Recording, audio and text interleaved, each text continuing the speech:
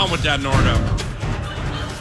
Vikes Bites. 9 to noon is always brought to you by Thousand Hills Lifetime Grazed Grass-Fed Beef. And thanks to Matt and everybody at Clearwater, Minnesota company, keeping it local. Regenerative agriculture. You can shop online. You can go to your local co-ops, your local Coburns locations.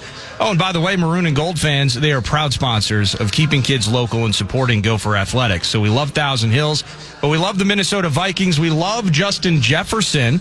And kind of feeding off the conversation of forcing it to Justin Jefferson, you guys were talking about that last hour with Chad Greenway. I found some audio of him talking yesterday about the Vikings offense adjusting based on coverage. We definitely moved the ball. It definitely was one of our longest drives of the season, just having a stack play after play and them not really letting us go over top. We just got to finish in those long drives and, capitalize with touchdowns instead of, 3 points. Yeah, and that's the key, and I do want to get to the Vikings red zone offense maybe later in Vikes Bites, but Charch, as PA told you off air, I'm going to direct some of these at you. I'd like to get your thoughts in terms of how this offense potentially adjusts if we're going to see the types of coverages we have in recent weeks. It's all about making second and third reads, Nordo. It's about finding the open player, which there will be one. If Justin Jefferson's going to draw extra coverage, somebody's open, and we need Sam Darnold to go through his progressions, have enough time to go through his progressions, feel comfortable enough in his left tackle situation to feel like he can make his second and third reads and find the open players, because more often than not there's going to be somebody. You got to find that player on the field. Might be Hawkinson down the seam, could be Jordan Addison on a crossing route. Let's go find those secondary and tertiary guys that can help mitigate the ups and downs that might come with Justin Jefferson when he's facing great coverage, which may be the case against a really good Titans secondary. It's kind of a no-name secondary, but it's obviously a very good one. You don't get to week 11 as the number one team against the pass in yards allowed without having a fair amount of real legitimate success, and that's where this team is right now. It's no name because the most prominent name has not played for a while, and he might come back this weekend. Yes. L'Jarius Sneed. Right. But you got Jarvis Brownlee, rookie from Louisville, fifth rounder. Darrell Baker Jr., second-year Georgia Southern, unrestricted from Indy. He was a college free agent. Roger McCreary, second-round pick in 2022, third year from Auburn.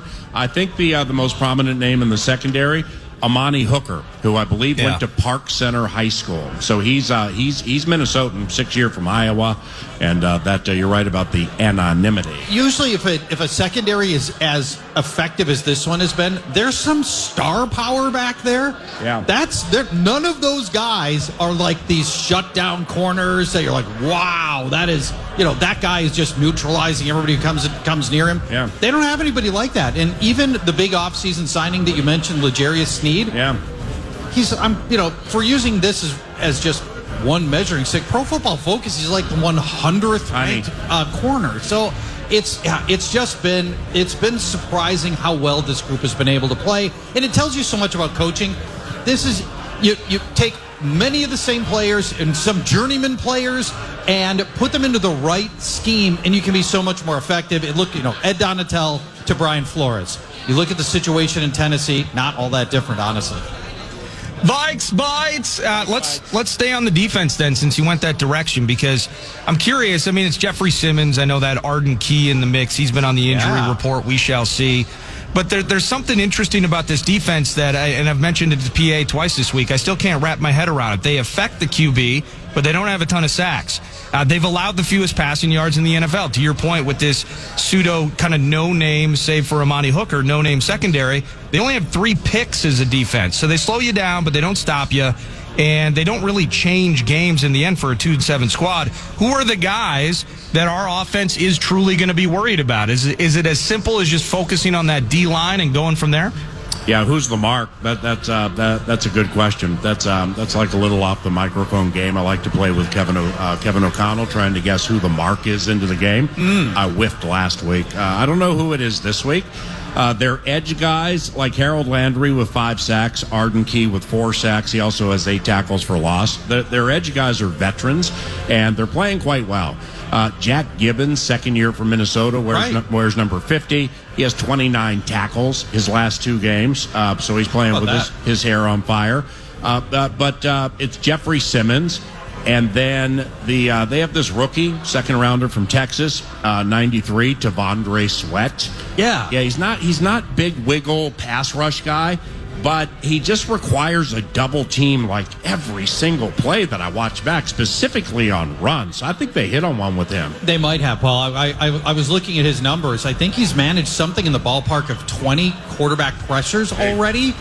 So he's been able to, at least get some interior pressure as well. Yeah. And it's kind of a no-name defense that played really, really well. You mentioned Jack Gibbons is the highest graded defender by Pro Football Focus, and a lot of people have no idea who Jack Gibbons is. Right. He grades out extremely well, and you mentioned all the tackles that he's piled up. Yeah. It's gonna be one of those games where I think casuals feel like the Vikings should just whomp on a 2-win team starting Will Levis. But it's just so much more complicated than that in this game. Yeah. Well, and in every game, specifically when you're on the road. Doesn't it seem that way? I mean, look at the Chiefs, favored to win the Super Bowl, on the grind to beat some teams that absolutely are not going to the playoffs. They're underdogs in their game against Buffalo this week. Yep. You're undefeated heading into Week 11, and they're an underdog, granted, on the road in Buffalo against a good team.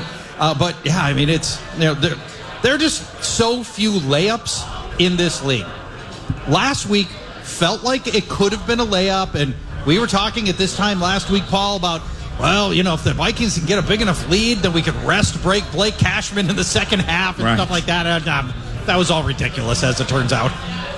Vikes Bites! Thank you, Thousand Hills. Back to the offense now. We're jumping, we're juking, we're doing all sorts of stuff here, Vikes Bite style. Back to the conversation regarding the offense and kind of the being patient angle. You were hearing it from Justin Jefferson. Here's TJ Hawkinson specifically on Jefferson and the offense. The defense is going to do everything they can in order to limit him, but he's going to get his own, and he knows that. And so, just continuing to win games, I think, is his number one priority. And I think everybody in this locker room's number one priority is to, win games and bring a championship here. I think there's no mistakes. We obviously are taking it one game at a time and continuing to have that 1-0 mentality. But, everybody knows what we want here, and we just want to win games. So Hawkinson was terrific, Paul, in Jacksonville last weekend, and he's moving the chains, so productive, 8-72, I think. I don't have the box score in front of me. But what he was able to do, specifically had a great second down catch, I think, for 10 or 11. That's what we love from Hawkinson, these long 16 and 17 play drives. Josh Oliver, a part of that. Where are you at maybe from a fantasy and mixing a little reality associated with it? Where are you at with some of these secondary options? Are we needing more from Addison in these spots? Because it's kind of a two-way vibe of, they do need to, as you heard it from Jefferson, they need to get it to other guys. Other guys will show out. But there's also, can we get some patience from the QB to close on that 16-play drive? Can we truly matriculate down and find these secondary options consistently throughout a game to end with touchdowns instead of field goals? Yeah, Chart, the tertiary options. The tertiary options, Paul. By the way, that was some epic word salad filled with cliches. That was like some elite.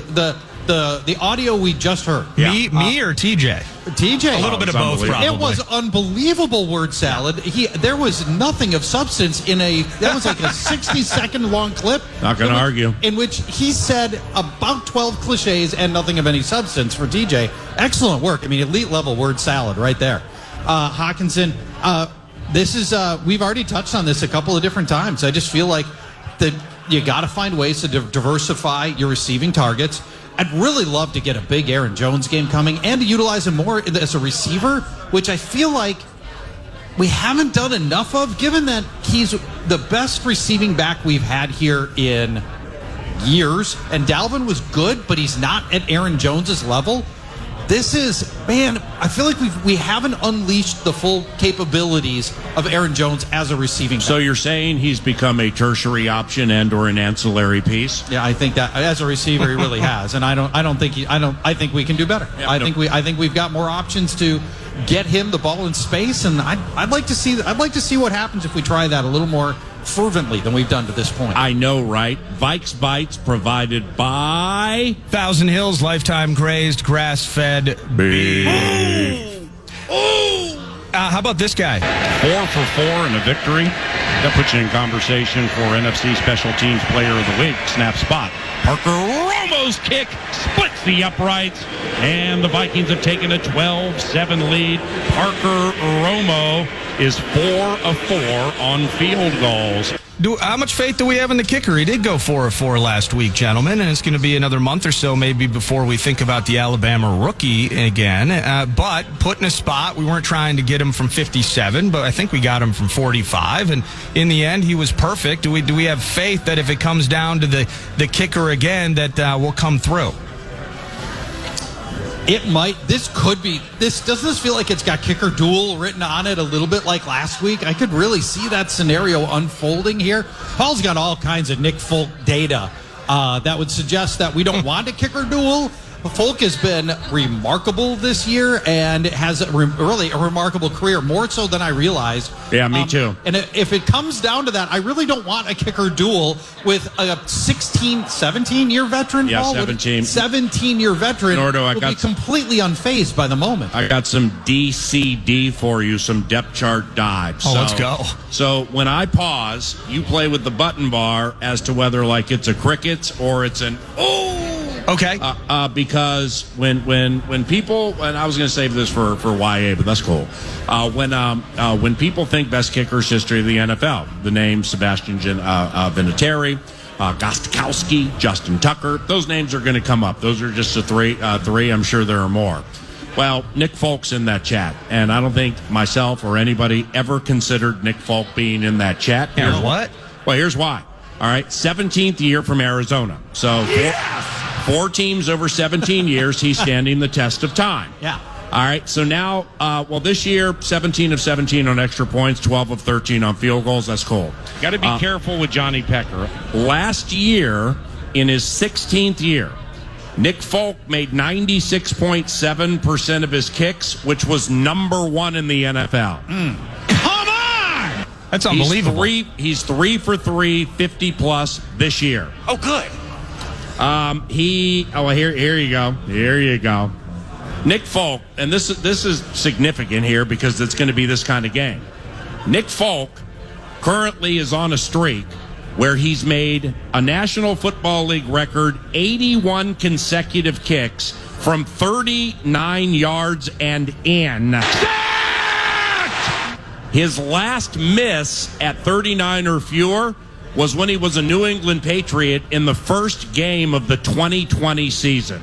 Unbelievable. 81 consecutive makes. That's from crazy. 39 and in. If that was 19, it's unbelievable. If it was 19 and in, it would be impressive. And finally, he has been a thorn in the sides of the Minnesota Vikings. And here's why. He has 2 games where he's made 5 field goals. He's gone 5 for 5 on field goals twice, both against the Minnesota Vikings. 2010 with the Jets, 2014 with the Jets. Nick Folk, though, who knew? Double doink. Double doink, though. Well, then I just don't. Are you predicting a 5 field goal game for Nick Folk? I'm predicting his first miss since 2020 inside 39 yards.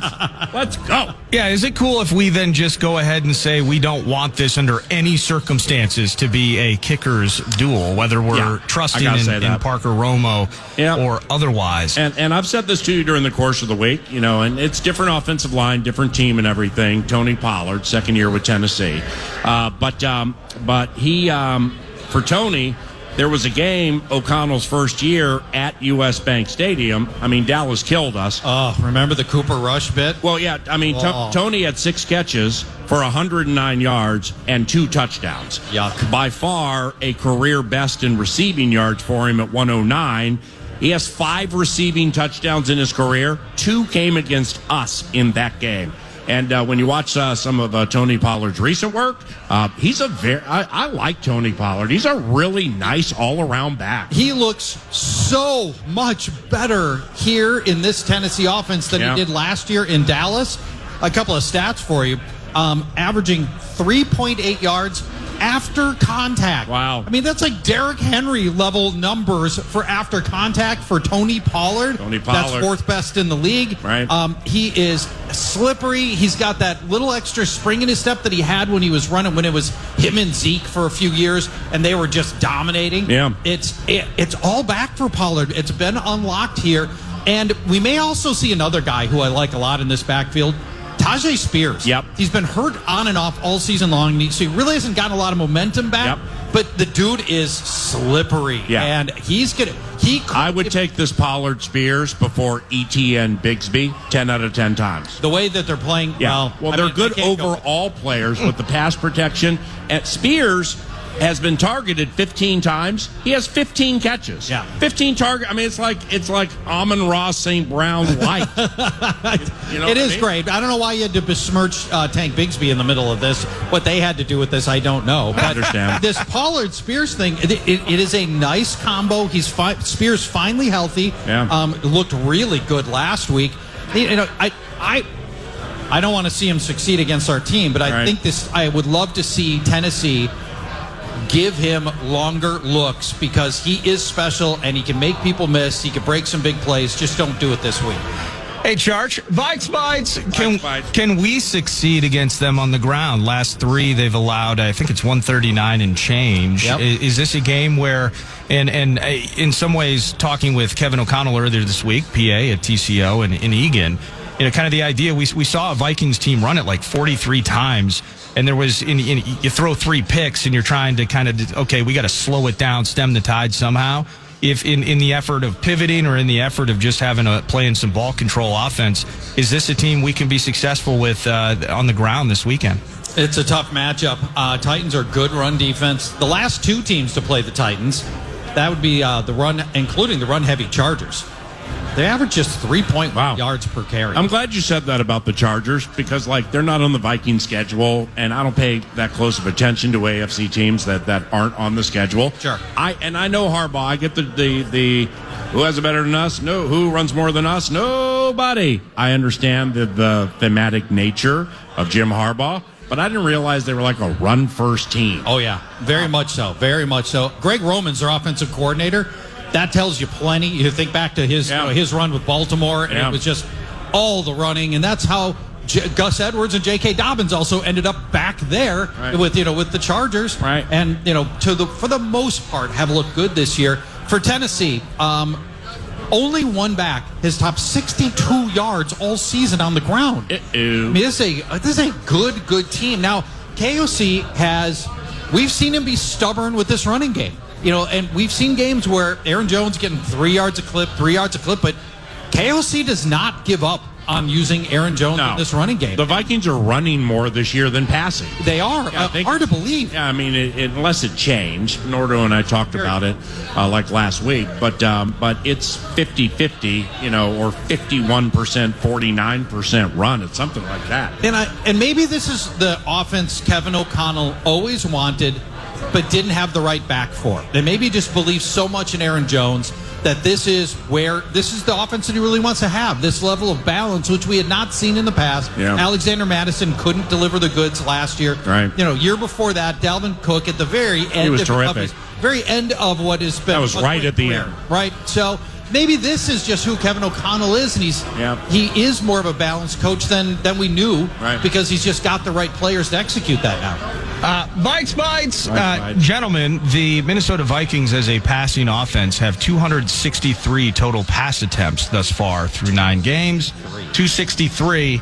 They have 260 rushing attempts. Ooh, wow. So that is, 51-50 the other way. 51-49 the other way. They must put sauce on it. They must have a chart going somewhere in the office to make sure that this is as close as it is. And speaking of balance, the one thing that this team had been so good at earlier in the season, guys, was red zone offense. Top 10 in the NFL into last weekend. Yeah, that's a good point. It's not shocking to know that going 0 for 5 in a game drops that percentage quite dramatically, as a matter of fact. They dropped from, I think, 6th or 7th in the NFL to 19th in red zone percentages. How much time do you think, gentlemen, this week that Kevin O'Connell has spent crafting something special just to say the first time we're in that red area, there's no chance in bleep that we're leaving without 6 points.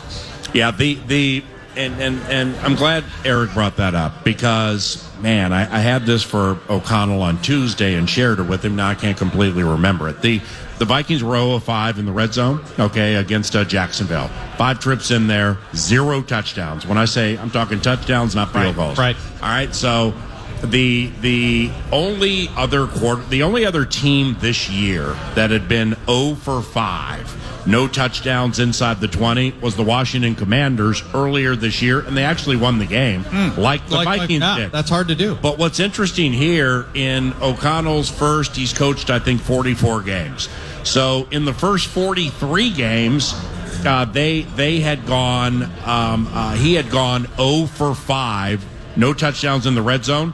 A combined 0 for 5 in the first 43 games. Okay, and then 0 for 5 in one game. So I just think, man, I think that's working on his last nerve because they take a lot of pride in this red zone offense and the touchdowns. And Tennessee is bad with red zone defense. I think they're 31st or 30th, something like that. So all of that minutia adds up to things that I think are going to be new this week against a red zone defense that I'm pretty sure you can penetrate quite easily. I shared with Eric earlier this week. I can show you too. I brought my computer.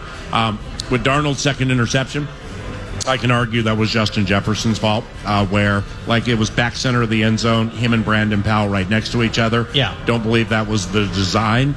And where Darnold threw it, front center of the end zone, like middle, it's abundantly clear Justin should have run up to get the ball, and he would have scored a touchdown because the ball was right there. So, it's an interception. It's still the other two were bad, but things like that are happening inside the 20, and it plays into this entire conversation. Well, 2 things. First of all, if you're going to show me anything on your computer, it should not be your browser history. I have no interest in seeing that. Number 2 is a little hypocritical. TJ Hawkinson could be your red zone changer right here, right? You get this big-bodied tight end who catches most everything you send his way. Open up some opportunities for TJ Hawkinson. We haven't gotten the touchdown yet in the 2 games back. That's right. Let's start looking at TJ in this space, which is what, Kevin O'Connell used him plenty in the red zone in the past. Let's get TJ rolling here in the red zone. Touchdown, TJ. Vikes Bites, presented by Thousand Hills Lifetime Grazed Grass-Fed Beef. Gentlemen, do we have time for one more, or do we want to pause? No, go on and fire with it. Well, let me finalize Vikes Bites with this. The one guy we really haven't talked much about is Will Levis, and is that just because he absolutely offers nothing charge? What are things that he does well? What is Flores' group looking at? Facing Will Levis, is this another sub 250 in total yards allowed by the defense this weekend, Charge? Well, I mean, I'm going to lead this because I know an assassination of the second-year quarterback from Kentucky undoubtedly is coming.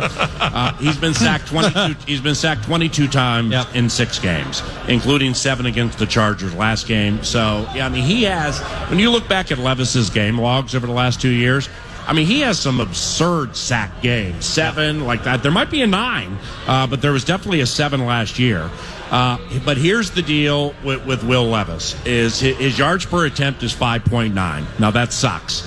But it's apparent he's gotten better. When I watched back that game against the Chargers, that's one of the best games he's ever played in his life. Right. It is. Best game of his career was last week. You think so? Yep. Well, because he was and I watched all of his snaps the last day and a half.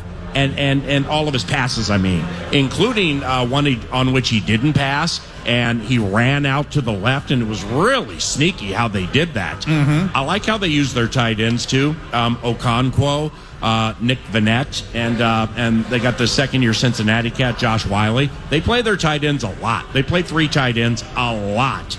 85 Okonkwo is sneaky athletic. Got to be careful with him. But with Levis, here's the deal. His completion percentage last year was 58. All right, he's got it up to 68%. Yeah, so he has improved. But now let the assassination begin. All right, so it's not all bad. Last year, it used to be. Last year and the first part of this season were all bad. Last year's whole bit was sitting deep, sitting in the pocket, wait, throw a bomb and miss. and then just repeat, add in a bunch of sacks and a bunch of interceptions in there, and that was his season last year. So now to get to this year, they made a very conscious decision to try to get him out of throwing nothing but Hail Marys and build more confidence with more shorter passes. This has brought the tight ends into play that you've mentioned. Okay. And so they've done a lot more of that. Yeah. And Ridley is boom or bust. He is. Now, it's unbelievable how boom or bust he is. And it was that way with Jacksonville, too, where it was terrible game, invisible, big game based on a lot of deep catches. Yeah. My Fantasy Football Weekly co-host, Thor Nystrom, has identified in the past few weeks that they've really changed how they've used Calvin Ridley, and he's become much more productive. It was all run straight, run fast, try to catch a bomb. They're using Ridley now much more across the middle of the field, shorter targets, and letting him be athletic after the catch, and he's been much better lately. Yeah. And so we've seen Levis making better decisions, taking easier completions, and being way less of a YOLO bombs away guy. Yeah. And it's ultimately suited him pretty well. Early in the season and last year, you could count on Will Levis just giving the game away. That's not really the case anymore for Will Levis, and hasn't been for the better part of a month. So you're going to have to earn this win more than last week with Mac Jones, who gave the game away.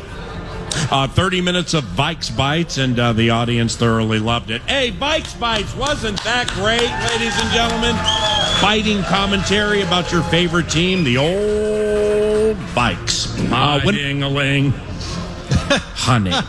When we return, the Minnesota Vikings from 7-2. Well, they're looking at the NFC like this: Detroit's 8-1, Philadelphia 8-2, Vikings 7-2, Pack 6-3, Washington 7-4, Arizona and Atlanta 6-4, Niners 5-4, LA Rams, Seattle, and Chicago at 4-5. We're going to analyze lots in life and compare them to the Vikings when 9 to noon continues from Buffalo Wild Wings Crystal. It's a Friday football feast. It's also your cash thing later.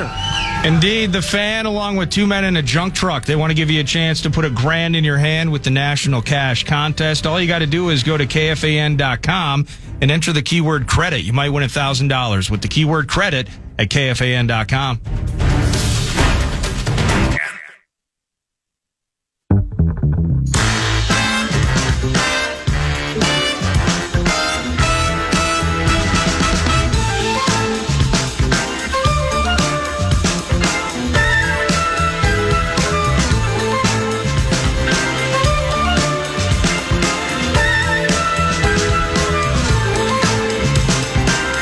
So the Motor City Kittays, the Detroit Lions, are 8-1. Yep. And will be 9-1 after this weekend when they beat the Jacksonville Jaguars in a noon contest at Ford Field. Yeah. So let's advance with the Lions being 9-1. Just give me a win or a loss, and if I require a why, then I will ask. Okay. Yeah. So from 9-1 at Indy. That is a win. Home Chicago. Win. Home Green Bay. Oh, come on. Yeah, Preston Smith begged off the team. Are you kidding me? Yeah. All right. We're gonna go win. Well, let's put it this way. Outside of maybe one game.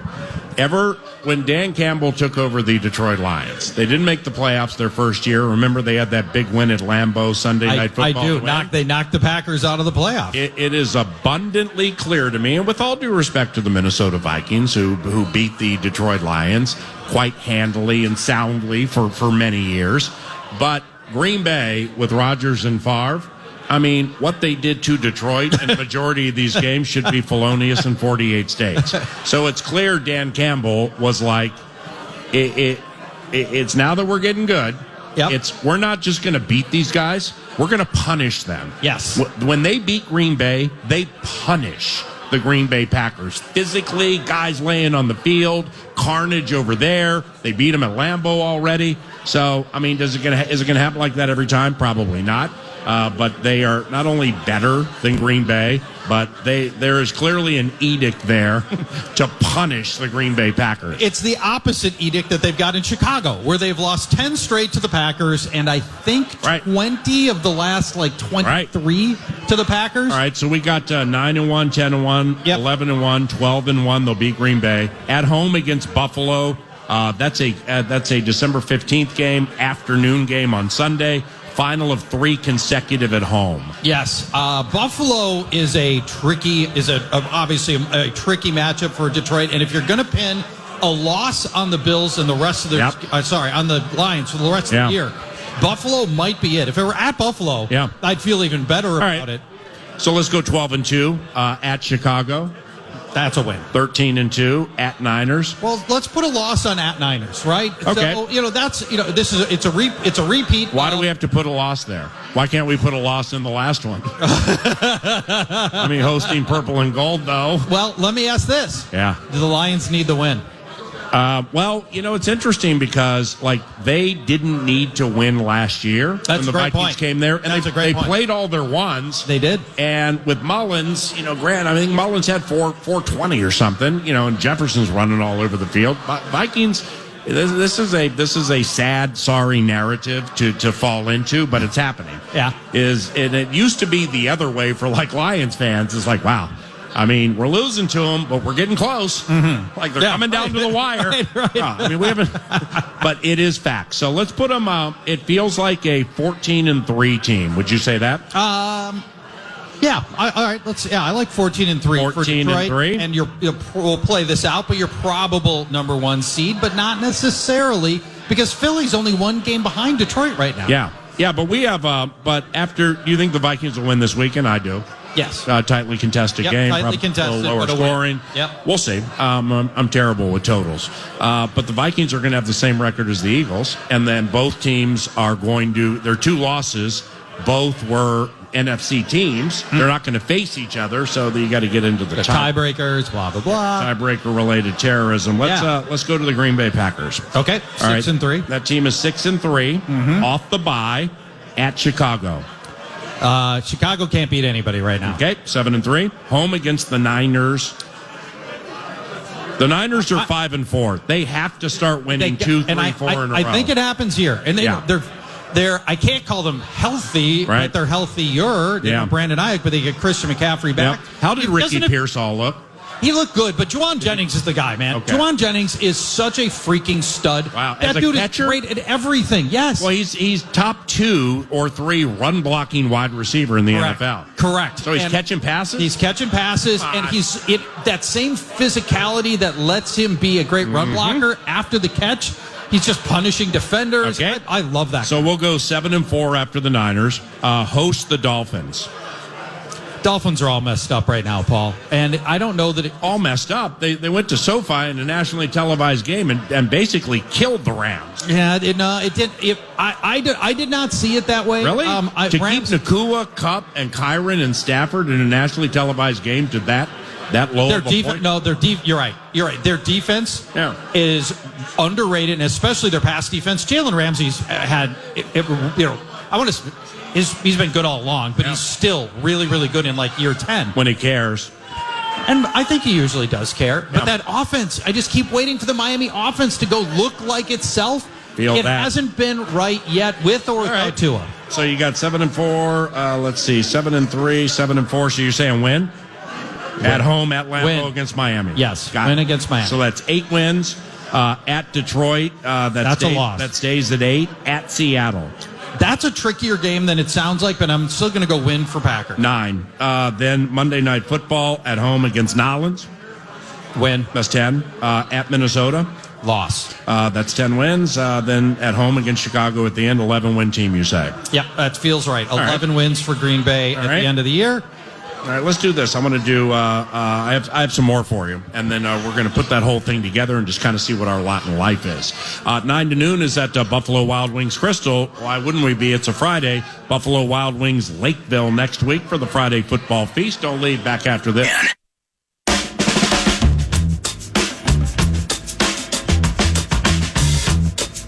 All right, let's skate on over to the NHL. I mean, the Atlanta Falcons coming at it from 6-4. 6-4, okay? Yep. The Falcons, 6-4 at Denver. That's a thorny matchup, Paul. I know. It's a really tough matchup. Denver's it's tertiary. A hard out. I'm going to go Denver in this one. Okay. So we got then Atlanta goes into a bye. Kirk O'Chains gets a chance to rest. He's a little nicked up right now. Out of the bye, at home against the Chargers. We'll call that a... I'm going to say W. Also hard. Okay, let's go W. I'm going to give them a W. They'll split those games. Okay. So that's 7. At Minnesota. Loss. Really? Yeah, who loses? I think Atlanta loses. Yeah. And I think the Vikings will beat Kirk in his return. Holy cow. Game. Don't you? Who are... Yes, I do. But who are you?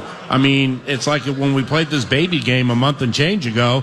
This is a cinch win for Atlanta en route to 12 victories. I think Kirk O'Chains. And Kirk's played really, really well this year. Bijan Robinson's good. Drake London, Darnell Mooney, they've been really good. The defense is meh. Yeah. And I don't know. All right, so we got them on 7. At Vegas. Win. 8. Home against the Giants. 9. Win. At Washington. It has the demise of Jaden Daniels been greatly exaggerated the last couple of games? The last couple of games, he has looked extremely mortal, and they played good teams, which is part of it. Pittsburgh and Philadelphia are really good defenses. Yeah. So I'm not ready to just say, Jaden Daniels washed up. Ooh, Kirk O'Chains with new team at FedEx. Yeah, the revenge game for him, too. Let's give this one to the Falcons. Okay, so we got what we got here: 6, 7, 8, 9, 10. Then Carolina. Win. Really? So you got the Falcons winning 11 games? Yeah. Really, I don't like that. I had them winning the division in the preseason. I feel pretty good. Well, I understand that, but I think they're going to win 10, but we'll give them 11. Okay, so let's finally here. Let's skate on over. Arizona in this conversation. Yeah, they're on a bye. Yeah, we got them here coming up later. All right, let's skate on over to Levi Stadium. All right. Because this is a formidable beast when it's rolling with Bosa and Dre Greenlaw, Freddie Warner, and Brock Purdy, Deebo Samuel, Christian McCaffrey, George Kittle. All right, their offensive line. Here we go. The Niners are 5-4. Yeah. Hosting Seattle. Win. Okay, 6 at Green Bay, 7 at Buffalo. Well, we agreed earlier. All right. Didn't we? Yeah, that's when fine. we did the Packers. Yeah, I think you're right. Well, why are you laughing? Well, because I thought you were just taking it for granted. And, Honey. Yes. Yeah, but we did it earlier. You're right. You're okay, right. so we got, now you messed up the count. 6, 7 at Buffalo. L. Let's put an L there for San Francisco. Home against Chicago. Win. 8. Home against the Rams. Win. Really? Just really that? They already lost to the Rams once. Okay, so... They lost to Arizona once as well. I think they didn't? Yeah. So where are we again? So we're at 6, 7, 8, 9 at Miami. Win. 10. Home against Detroit. Lost. You said win earlier. Oh, did I give him a win? Yes, on that because you were begging. I was trying to find. You didn't want to put the Lions on 15-2, which is what I think they're going to be. I manufactured a loss that probably isn't there, but okay. So let's. Good Lord, are you let's put bugging me San right Francisco now? in a win. Okay, 5, 6, 7, 8, 9, 10, 11 at Arizona. Oh, come on! You're telling me that they're going to go from 5-4. Where at one point, they've won 2 consecutive, so they were 3-4. Okay, they were 3-4, and then now they're just going to win every game the rest of the year. Okay, come on. I don't know if they're going to win every game the rest of the year, but they're a really good team that could win every one of their games. But their offensive line. Yeah. Okay. What else you got? I'll take Christian McCaffrey. That's a good point. And Deebo Samuel and Fred Warner. Blah blah blah. So what are we going to put them on? 11-6. Okay, so you got them on an 11 now. Let's have the rubber meet the road here, brother. Rubber's going to meet the road here to Birchie. Let's go with the Minnesota Football Vikings. 7-2 at Tennessee. 8 at Chicago. 9. Okay. Home against Arizona. Ooh, that's a toughie. Here comes John Gannon, a former Vikings coach. Drew Petzing, former Vikings wide receivers coach, offensive coordinator. I told you last week he's unlocking the very best in Kyler Murray. Robert Rodriguez coaches the defensive line and or the outside linebackers, former D-line coach here. These guys. They're going to come here with an axe to grind. Your first place Arizona Cardinals will not be an easy out for the Vikings. No. We're breaking down that game, and So we're coming at it from defense. We agree we're coming at it from 9-2, including a victory at Chicago. Yes. Okay. Which I know we know about the do? Vikings' history in Chicago. Okay. Is always alarming, but this Bears team is so dysfunctional right now. I know. I can't put them on a winning. What are you going to do with Arizona? I'm going to put an L on Okay. Arizona. 9-3. You said they beat Atlanta. That's 10. Home against Chicago. Win. 11 at Seattle. Win. That's a meat grinder. It is a meat grinder, but I think they win Okay. this. 12 home against Green Bay Win. and at Detroit. Loss. So you got 13-4. 13-4. 13-4. That'd be great. I'll take that. Hey. Listen, please. I know you're moderately buzzed, but please listen, okay? Paul Charchian just had the Minnesota Vikings finishing with a 13-4 record. We could do that. We're off this round of applause. You guys, well, that skull just popped out on the outside. Spontaneous skull. Easy money. Oh, we love it. All right. Great fans. So we got. Well, you think I'm wrong? You got a problem with 13-4? I think the Lions are going to finish 15. So, like, I did this in the car and wrote down a couple of my own before I got in here. I had the Lions 15-2. I had the Packers 10-7. What about Philly? Those were the only two that I did. Philly is though. He's the major factor in the NFC. Yeah, I was so impressed with the Philadelphia Eagles yesterday, and here's why. Because it took them forever to figure out how to get around certain facets of the Washington defense. Washington has a corner. My man who wore 0, the rookie. I never heard of him. Sanders. Yeah, whoever. Holy cow. Yeah, kid can play. He's in and out. I mean, you're going to make mistakes. You're a rookie, but he is a cocksure, tough coverage guy. And then you got Deron Payne. You got Jerzon Newton. But they're playing former Viking Jalen Holmes in so many spots that I just can't believe that their depth in their front seven is that great. So I think, that may disintegrate a little bit. But what impressed me about Philly is they couldn't get what they wanted for a long time, and they didn't panic. They stayed patient. They kept doing what they do. We're going to try to go short here. Oh, look, we got a gotcha play with Goddard. It's going to get like 20 and change. Run for 2, run for 2, run for 2. Oh, we got it. Run for 30, touchdown. So it took them a while to get the answers to the test. But when they did, they ran away. And Washington's offense, Jaden Daniels, he just looked like he was in quicksand a little bit last night. He struggled, and you got to give a ton of credit for the Eagles' success this year to Howie Roseman, Paul.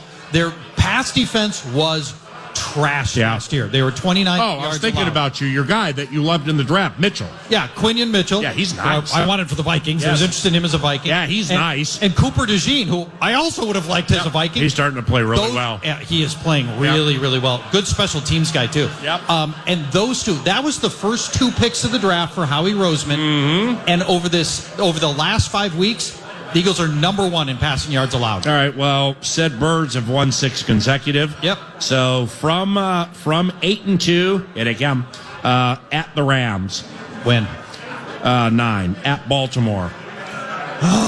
Let's put a loss at Baltimore. 9 home against Carolina. Win. 10 home against Pittsburgh. Damn, that's a nice game. I know, right?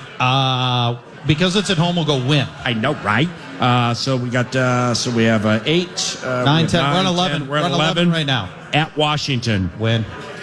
Oh wow! Okay. It was a quick win, wasn't it? But yep. I'm with you. 12 home against Dallas. 13 home. Home against the Giants. Look, it's a 14 win game. They're sitting like a 14 win team. Wow! This Detroit and Philadelphia. I'm playing my game, watching it out of one eye and watching the adversary out of the other eye. Cliche.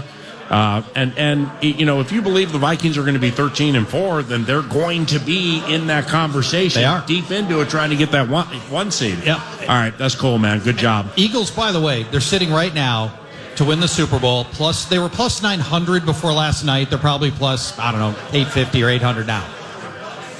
All they got to do is get by. All they got to do is get by Detroit. Right. I mean, Detroit is the problem in the NFC. Yeah. The Eagles look like the second best team in the NFC right now. Mm-hmm. Plus 800. 9 to noon continues into the final hour of the presentation after this, where we chat with Alec Lewis from The Athletic and theathletic.com.